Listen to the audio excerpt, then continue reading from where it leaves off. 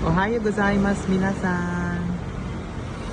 It's Dayan and welcome back sa ating pa-reels dito sa Facebook page natin. Nandito tayo sa Yokohama. This is everyday life ng mga nakatira dito. Ayan. Nagpunta ako dito para mag-vlog. Kasi nagtatrabaho kasi si Afan. Siyempre gusto ko naman kayong i-tour dito sa lugar na to para ma-appreciate natin habang andito pa tayo. Kasi next week alis na tayo, di ba? Yan. Ito nga pala is Yokohama Station.